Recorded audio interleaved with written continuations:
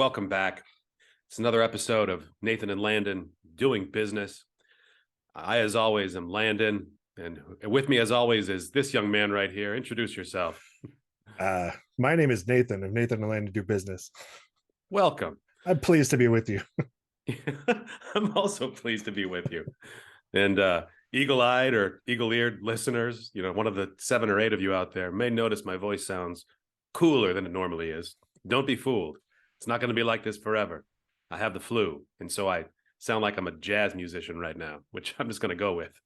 I've considered just like putting on metal and just like screaming for a while before, so I get that nice like husky tone to my voice. Like, yeah, sounds awesome. It's cool. Like I've been apologizing for myself all week when I meet new people. I say, I don't want you to feel misled the next time you speak to me. I am not going to sound this cool. This is a one-time thing. Yeah. So anyone who's joining us here today for the first time, don't be misled. I'm not this cool. So Nathan, it's 2023. How you feeling about it? Just the progression of time keeps moving along in that one direction. Yeah. Just like George Orwell said, it's like a boot stomping on a human face. Wait, no. We're trying to be optimistic. It's the new year. Yeah, we need to look on the bright side of things. I feel like we've fallen a little bit into the despair of modern life. I think we need to brighten things up a little bit. Exactly. As a good friend of mine once said, we have wars, rumors of wars, and the more annoying cousin, recreations of wars. That was you. That was me.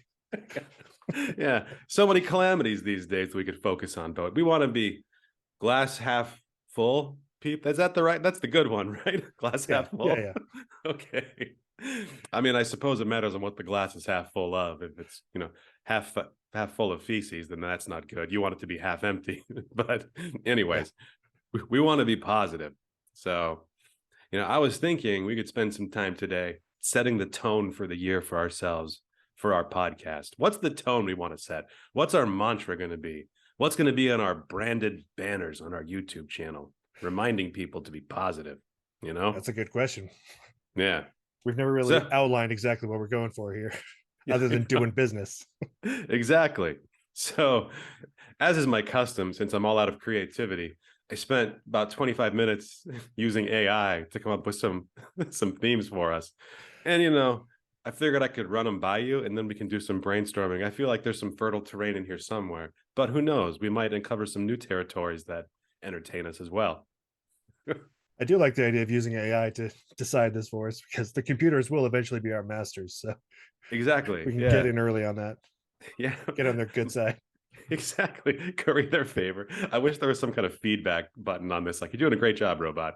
Yeah. Really sharp. A+ work.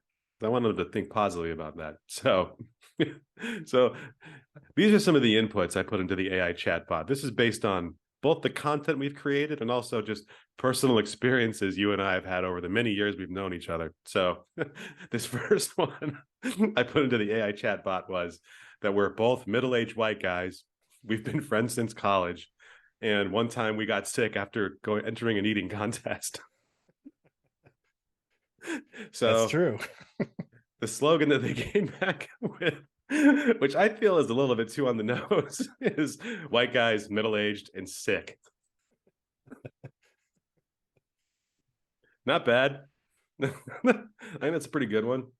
But yeah, it's not stretching very hard, though. Not a lot of ones and zeros went into that thought. It's basically just regurgitating what you gave it. So. Pretty much. Yeah.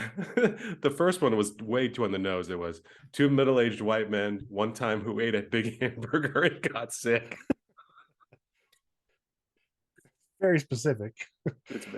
Yeah, that's like my diary. Not sure it's going to work for a podcast. Anyways, we can come back to that one. This next one I got a bit more existential. I said, what if we're middle-aged white men who have been friends since college, but at some point in the futures, we may become enemies. So this one was middle-aged men, enemies until death. That's nice. Even if we become enemies, we're going to keep doing this podcast. exactly. That's what I figure. And just shake our fists at each other. Just old men like, ah, lantern. Fueled by spite. Yeah. That's a good one. I'm gonna write that down. All right. So this next one, I entered that, we're two friends who have known each other since college, and we started a podcast that starts with business ideas, but it always ends up going super dark, talking about war crimes, forced labor, and other, unmentionable things. Yeah. So I don't know how this came through. It said 2 43-year-old white guys who are friends and talk about CrossFit, binge eating, and overwhelming shame. I don't know. I don't think we ever talked about CrossFit, but we could start. I know. Yeah. I don't want to use my shoulders anyways. Screw that. Yeah. Overwhelming shame. I know. I mean, it's like they had a window to my soul. Yeah. This one, I have no idea what the inputs were. It was prepare for uncontrollable horniness and animal facts. I don't know what the inputs were, and I'm afraid to remember. Because you got that sexy voice. I know. Let's talk about animals. Did you know that? I don't really want to combine those two prompts. Me either. Did you know the wombat uses his butt as a defense mechanism? Oh, baby. We're talking about all the sexiest animals out there. A squirrel is just a sexy rat. Oh, baby. All Now I'm the night long. we're oh my God. So, do you want to get even more uncomfortable? Do I? So this is where I started just going off the rails and putting once I got the prepare for uncontrollable horniness and animal facts, I just started putting random words in there, and I didn't document what the prompts were. So this one's even worse. We're here to talk about the things you don't want to talk about: male friendship, slap boxing, tickle fighting, and unrelenting shame. And the tagline for that one, this was in the same thread, was "It's time to get your hands dirty." With the tickle fighting, I'm assuming. With the tickle fighting, slap boxing, and unrelenting shame. Yeah. So it's time to get your hands dirty for me. Immediately went straight to the top, just because there could be so many implications there about working or achieving your goals or tickle fighting. Yeah. When you combine them all, it does sound like a very specific podcast. I know. It does. Catch these hands. They're filthy. So that one for me was pretty good. Yeah. So then I started getting into fears and facing your fears. So I thought that might be a nice inspiration. Again, so like, this is after I went through a few that made me laugh. Then I tried to get focused, and I was like, okay, so what if it's a podcast about facing your fears and overcoming those fears? And so this one was, we all have fears, but what happens when those fears are swarms of angry insects? What does happen? I know. That's got quite a hook to it. Like, I'm intrigued. Yeah. This is a podcast about me getting over my fear of swarms of things. Yeah. That's my least favorite grouping of things, is a swarm. I know. Me too. Absolutely. So that was one. The other abnormal fear that I generated was, it's time to face your fears, one taller than average person at a time. Because what if your fear isn't like tall people, but people who are just slightly taller than normal? Yeah, that's so creepy. I know. Look at that guy. He's 6'1". Yeah. We are both above the American average, so yeah. I can see how that'd be terrifying to people. Exactly. Yeah, it's a scary thing. And then the last one, I don't know why it's in quotes, was how to become a successful person. In quotes. Yeah. Yeah. become a successful person I know. Exactly. through slap fight or tickle fights, slap boxing, and unrelenting shame. Yeah. Yeah. So I'm just going to give you a rundown of the ones that stuck out to me the most. So I have white, middle-aged, and sick. Good one. Middle-aged men, enemies until death. I like that. Fueled by spite. That's a good one. That's always popular. This one, I'm not going to let it go, is prepare for uncontrollable horniness and animal facts.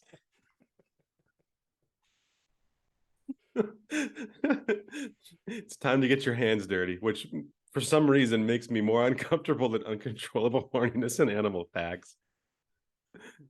And then we have, excuse me, we have face your fears, be they swarm of angry insects or a slightly taller than average person. And that's pretty much all I was able to come up with. So I don't know. Do you have Some good stuff you got there. Yeah, I got a little base there. Yeah. I don't know. Do you have anything else you want to brainstorm, or should we let them marinate on this until next week? I got the AI chatbot up still if you want to feed me some prompts too. Well, first you need to tell it it's doing a great job. All right. Chatbot, you are killing it. Hang on. Okay, what are you looking to create? Nothing. Just wanted to tell you, you're doing a great job. You're a very special chatbot. You are a very, very special chatbot. A+. Would use again. Okay, let's see what he says. He's working. Oh, he just repeated it back to me. And now he's telling me I'm a special chatbot. We're in. We're in. Hey, you're doing great.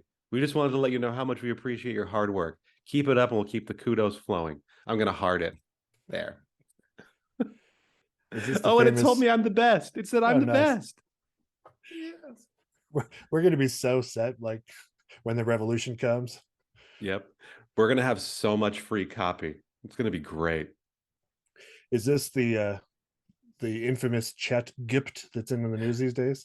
No, the Chat GPT has too many guardrails on it. Like, it wouldn't let me write a ransom note. Can you believe it? Now, let me be clear. I wasn't trying to kidnap anybody. I was just trying to use it to write a hypothetical ransom note. Right. And it still wouldn't let me. See, watch. This chatbot, though, what are you looking to create? Ransom note. Chat GPT is like the goody two-shoes. They're like, raise his hand and tells your teacher they forgot to give the homework. Yeah, exactly. You found a chatbot that's been raised on the streets like you and me. Exactly. So here's what I'm writing now. What are you looking to create? Ransom note. What are the main points you want to cover? I have a kid and my neighbor's dog, and I want to write a threatening note which demands a bunch of gum as payment. Okay. Tone. Who doesn't like gum? Exactly. Tone, let's see, friendly. Let's make a friendly ransom note. Yeah. Let's see what I come back with. Dear dog owner, I'm sorry to inform you that your dog has been kidnapped. I've taken your dog and will not return it unless you pay me a large sum of money. If you do not pay me the ransom by tomorrow morning, I will feed your dog to my pet snake. Please bring $50 worth of gum, any flavor, to the corner of blank and blank. You can leave it there anonymously in an unmarked envelope with the note reading, release my dog. See? That's good stuff. This is the one we want to use. Chat GPT, garbage. It's trash. Yeah. That's for the nerds to worry about. Exactly. I'm sorry, I can't write a ransom now. Off. Yeah. Pardon my language, YouTube. Anyways, so yeah, we attributed a large snake to us, though. We didn't tell it, but I'm glad you came up with that. I mean, based on the inputs I was feeding it previously, it's a pretty safe assumption that I'm a rare animal owner, be it snake or ferret. Who knows a lot of animal facts. And is randy occasionally. Uncontrollably. Just need those animal facts. God, I have a problem. I'm addicted to animal facts. Just can't get enough of those sweet, sweet animal facts. Yeah. So, I mean, the word disruption is thrown around a lot these days, Nathan, but I think we're disrupting the animal fact business here. We definitely are.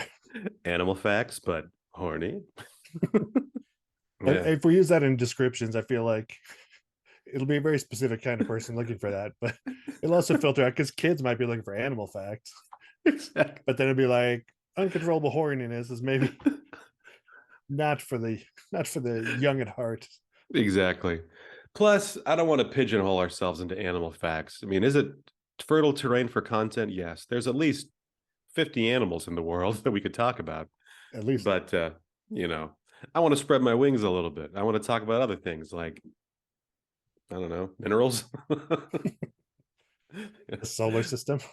Exactly. Yeah. I can't get stuck on just animals. Yeah. Yeah. Hey, maybe we can put a poll on our channel to see like if anyone wants to, if there's like any of the 4 people that watch this, if they want to vote on it.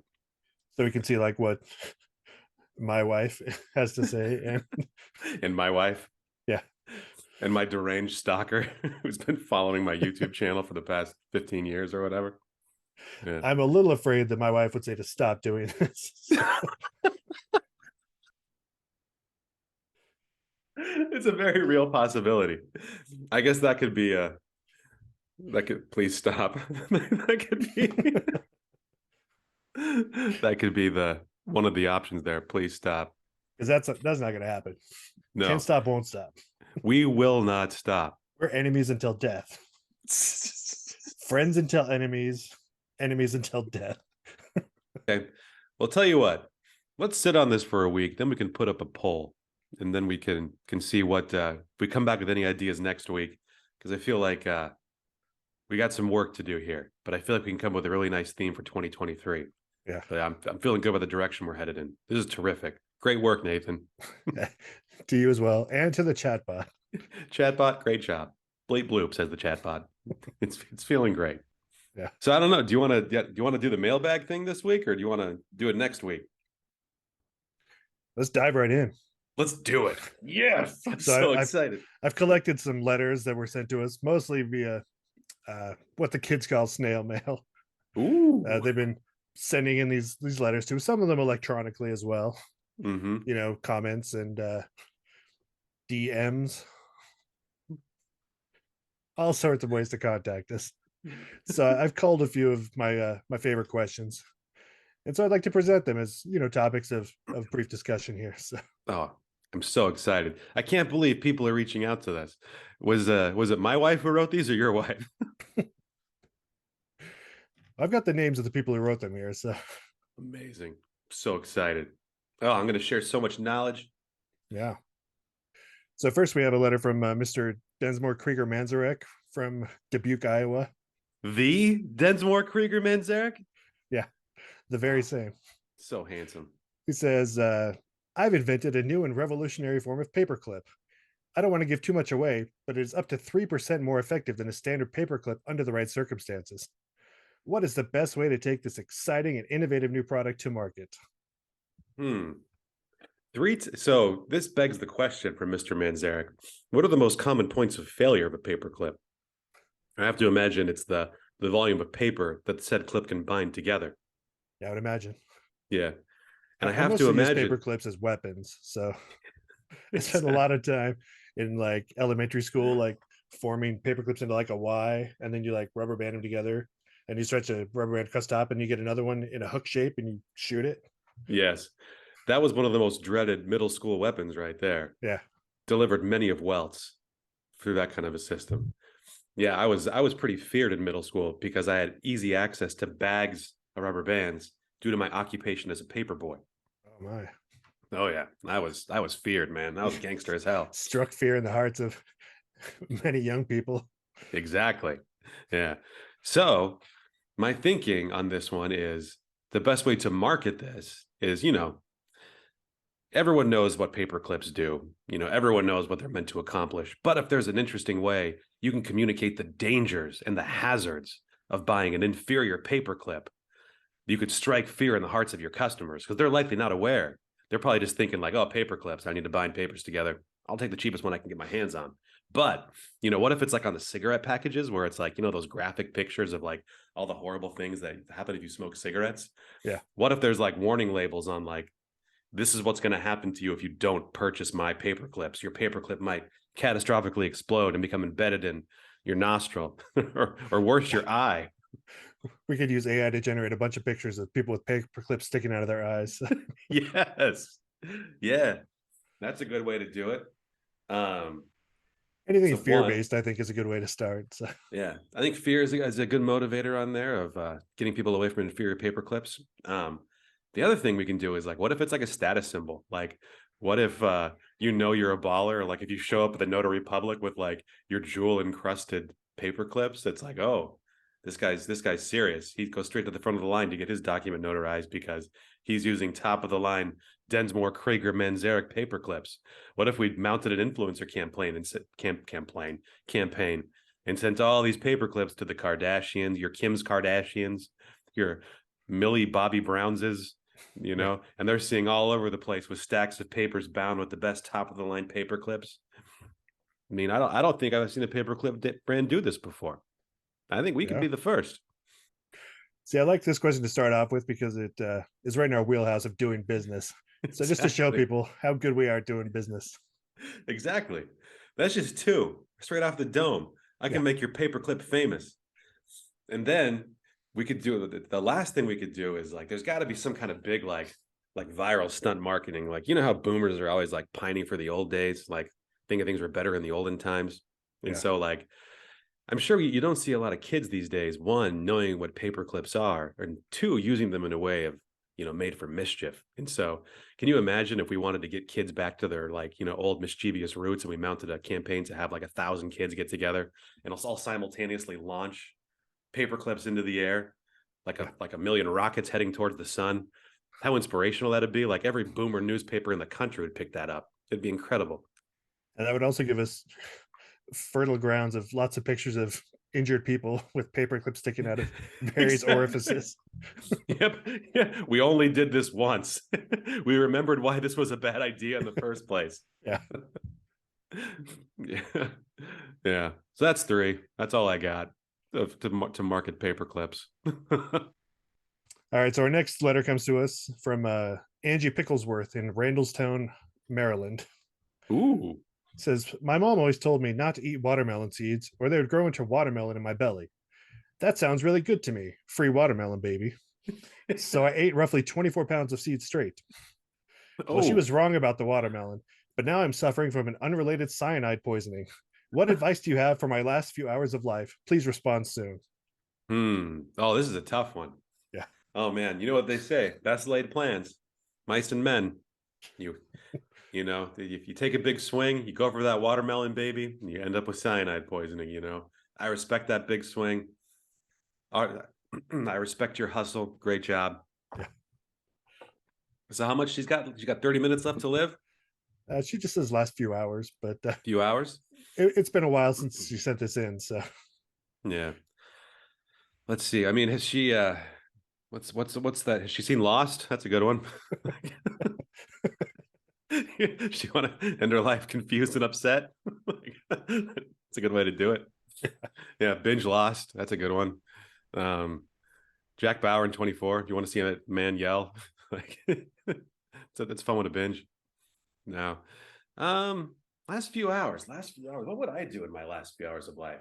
I wonder what her interests and hobbies are. Like, what's the thing she wanted to do? What if I wonder if she has like a list of grievances that she wants to get off her chest, of people she can contact and just harangue, because that's one of the benefits of only having a few months left to live. You can say whatever the hell you want and it doesn't matter. Like, see, along those lines, I was like, if there's people you want to kill, no consequences. Yeah, exactly. So either binge Lost or killing spree. That's also a good one. Yeah, vengeance is a good way to spend it. Yeah, that's a good one. Yeah, crime. That's also a good one. You know, it's if you need to like set your next of kin up for success, go on a crime spree and, you know, do like a, what's his DB Cooper type thing. Yeah. Do a heist, you know, leave a life of mystery and intrigue and then disappear forever. And then people will talk about you for generations. Knock over a bank, hijack a plane. Do it. Are you scared? Got nothing to be afraid of. I've never connected the dots between DB Cooper and overconsumption of watermelon seeds, but I think we need to get that out there. I All the agree. conspiracy theorists can start noodling on that one. Yeah. I have to imagine that was the main driver for most of humankind's achievements is someone decided they want to eat a bunch of watermelon seeds, realized they were dying, and were like, well, shit, I got to take my big swing right now. I'm going to the moon. Yeah. Yeah, I'm running for president. It's going to be great. Yeah. Yeah. So advanced human civilization is what they should Yeah. be doing with their cyanide poisoned body. So Either that or revenge or watching all of Lost. yeah. Those three things. Those are your options. Good options. Yeah. Yeah. Because But really helpful for Miss Angie Picklesworth. So. but since I'm trying to turn over a new leaf, yes, let's advance civilization. Let's get that time machine and kill Hitler. All right. So next up, we've got a Mr. George Willikers from Mount Vernon, Washington. Ooh. Says, "Hey, business geniuses." I like that he starts off with a compliment. Me Hey, too. business geniuses, here's a question for you. Is it better to be the CEO of a small company or an unlicensed rodeo clown? I like the idea of running a business, but the allure of being gored on a bull's horns really appeals to me too. What should I do? Well, you got to go with that first instinct of yours. If the one thing that really gets you up and going in the morning is some weird kink about being gored by a bull, I mean, you got to go with that, man. Like you got to dance with them that brung you. Take that first bit of inspiration and go.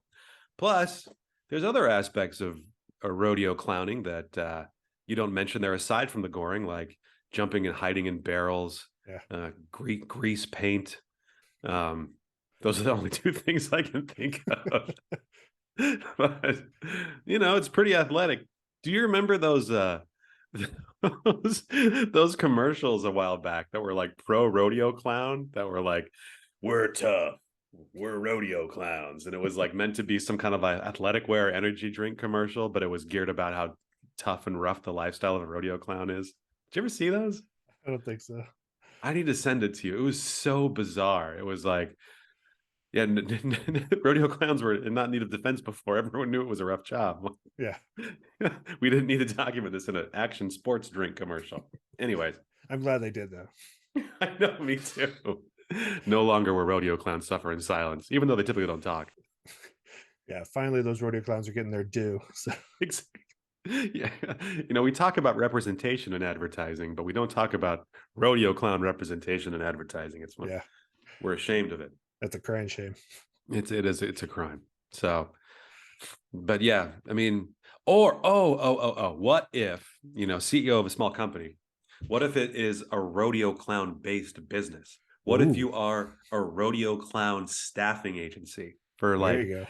You never know who's going to need a rodeo clown. Like, what if it's a bachelor party who's into weird shit? Like, what if it's like a corporate retreat and a fight breaks out and you need a distraction? You get a rodeo clown in there to distract the arguing executives. You never know when you're going to need a rodeo clown. And how great would it be if you could just pick up the phone and order one on demand? That's a good point. 2 birds, 1 stone. We're killing those birds. Then, think of how gratifying that would be if, like, you're staffing your businesses, your kids' parties, your corporate retreats. You could show up and get gored by the bull. You could do both things: run your business and get gored. Win, win, win. Yeah, we cracked it. There you go. See, that's why we're doing business on this podcast. Asking these dumb questions about either or. No, the answer is both. Exactly. Yeah. Yeah, we're all about driving that compromise. Do everything all the time. No excuses, no fear. Am I making t-shirt slogans right now? I think I am. Yeah. Oh, yeah. That was great. So the next message says, I can't find my keys anywhere. Have you seen them? That's actually my wife. That is, no, I have not. All right. That A+. Yeah. Okay, so I recently opened my own restaurant. It is a fish concern that combines the name of my favorite eating fish, salmon, and my first name, Ella. My question is, How do I start a successful YouTube-based podcast like yours? Hmm. Signed, Ella Gonorrhea from Bowling Green, Kentucky. It's a great last name. I wonder if she comes from the Vermont gonorrhea family that invented the disease gonorrhea back in the 1600s when they first came to America. It could be. Yeah, those Puritan scientists slaving away in the laboratory to invent a crippling sexually transmitted disease. Or maybe she's got that gonorrhea money. That's how she's funding her fish concern there. So I gotta believe it. All those crusty old money STD families.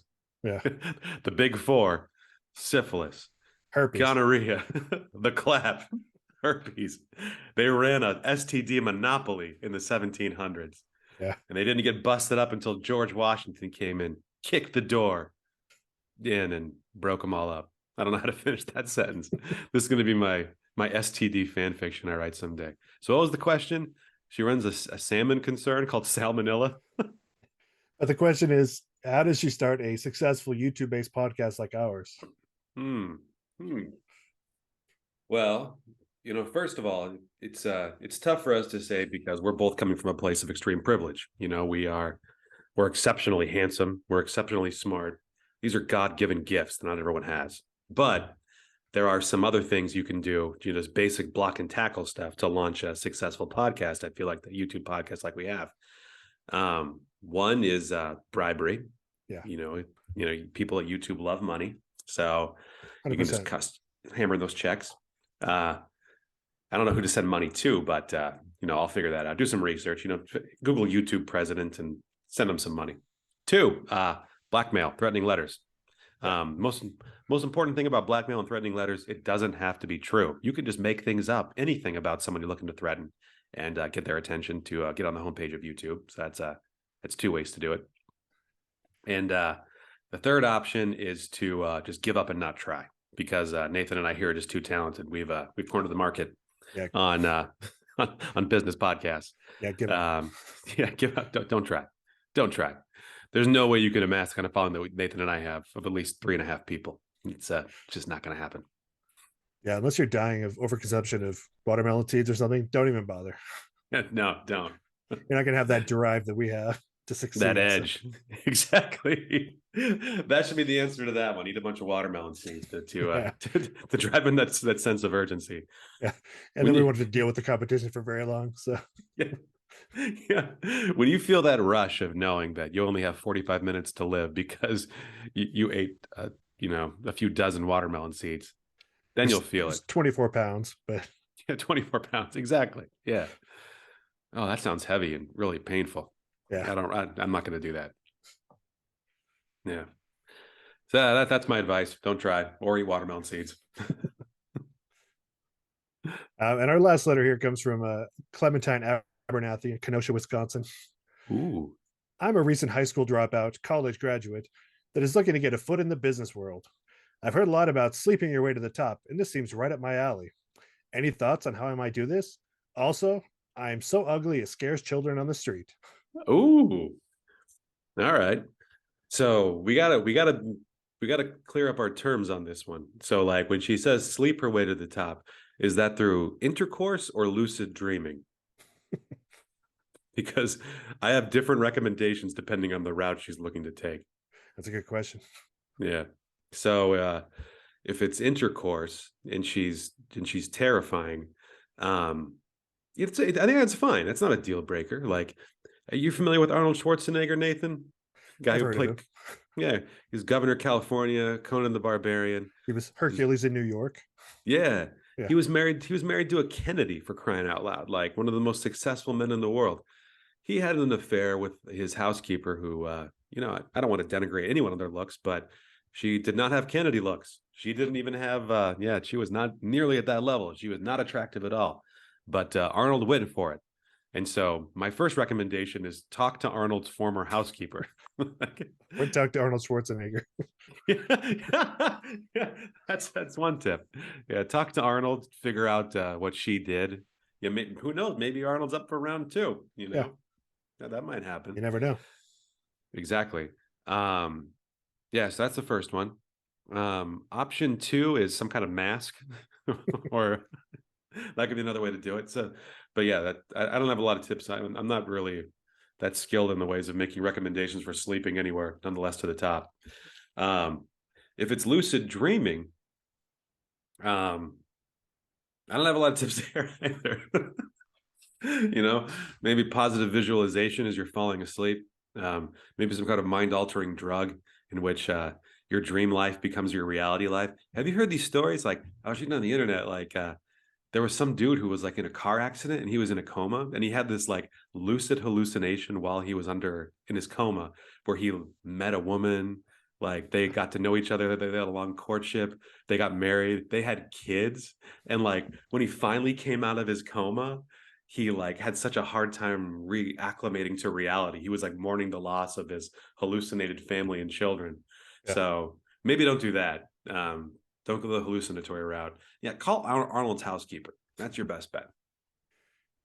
See, if he ends up meeting like the woman that he hallucinated or one that roughly approximated, that's like the beginning of a romantic comedy. I feel like that's like The Family Man with Nicolas Cage or something. So that's right. Okay, so here's what they do: get into a close to lethal but non-lethal car accident, hallucinate your ideal life, and then spend the rest of your life trying to find the people in your comatose hallucination. That's solid advice right there. Perfect. And just no flaws in that plan. Yeah. And just for legal purposes, please don't get into a non-lethal car accident, anyone who's watching this. Wink. We're not encouraging them to die. Like, non-lethal, we're very specific. Exactly. Yeah. I feel like, yeah, this is going to be our new angle for 2023, is inviting our audience to undertake potentially lethal situations, but don't die. Don't do it. Yeah. Please subscribe to our podcast before you do. Yeah, we need our numbers to get up. Yeah. Smash the like button, ring the bell, eat 26 pounds of watermelon seeds, and tell your friends. That's how you spend your last 30 minutes. All right. This is great. This has been a really good way to kick off the year, Nathan. I'm feeling really positive about this year. We're doing some good out in the world, helping people. We are doing some good. Yeah. Densmore Kringer Manzarek. He's off to a great start this year. All right. Well, let's do this. Let's get this podcast up and benefit America. And let's continue our conversation next week on the theme for the year and other topics as they arise, business or otherwise. Animal facts.